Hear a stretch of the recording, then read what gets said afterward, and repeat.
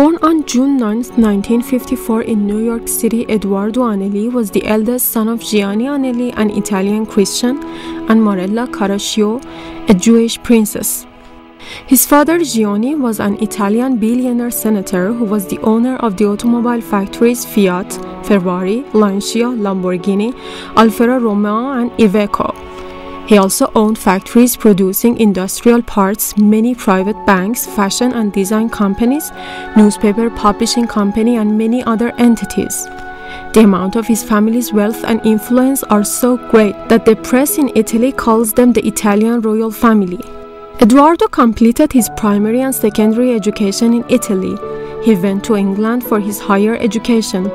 There, he went to Atlantic College, and after that he continued his studies at Princeton University in the United States and majored in theology and Eastern philosophy, in which he was able to obtain his PhD.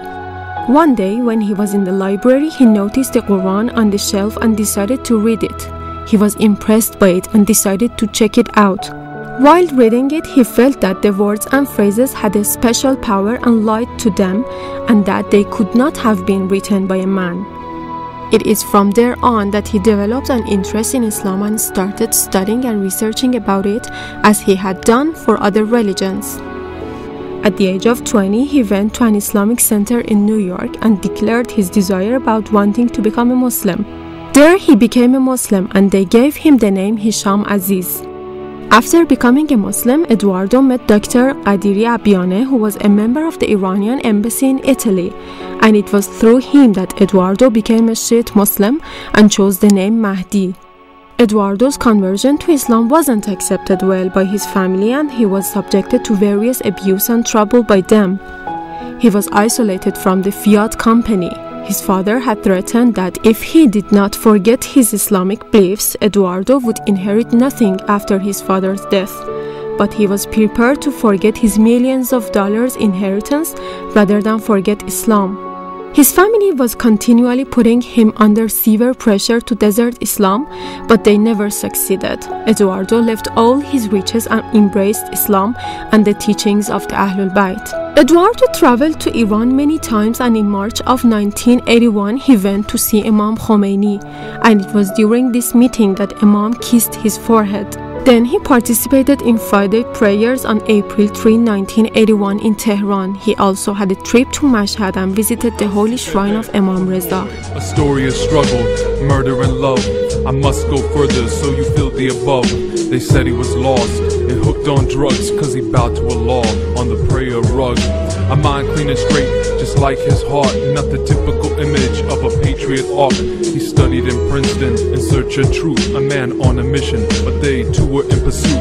They labeled him timid, to put him in a box. He didn't care for capitalism, the billions in stocks. He traded the life of glamour for Dean al-Haq. They tried to ignore him, to keep him blocked, but determined he was, so he had to be stopped. The Shaheed, a champion greater than Juventus.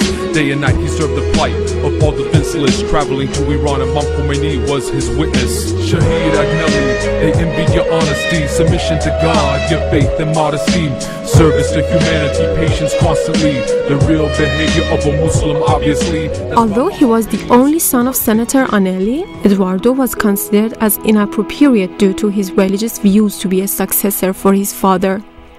But since he was the rightful successor, they had to find a good reason for not choosing him. So they accused him to be a smuggler carrying 300 grams of heroin. The police and the court immediately understood that this was a setup. However, the Italian media, which was mainly under the influence of his family, continued to defame him in public. After his cousin Giovanni Amperto was chosen as his father's successor, Edoardo was not against this decision and congratulated him on his new position.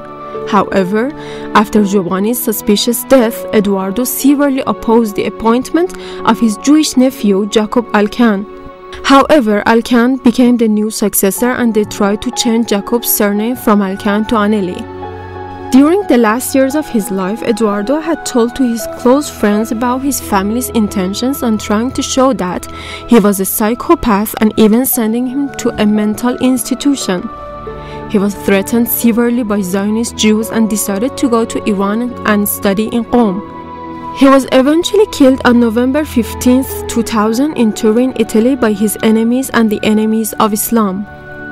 They falsely claimed that he committed suicide, and various courts disagreed with the evidence that was presented by the police. US authorities and Zionists didn't give permission for more investigation in the circumstances of his death. They did not allow anyone get detailed information about the latent stories behind his death. He was eventually killed so that the Agnelli empire would not end up in the hands of a Muslim. Edoardo's death is just another plot of the enemies to hide the truth.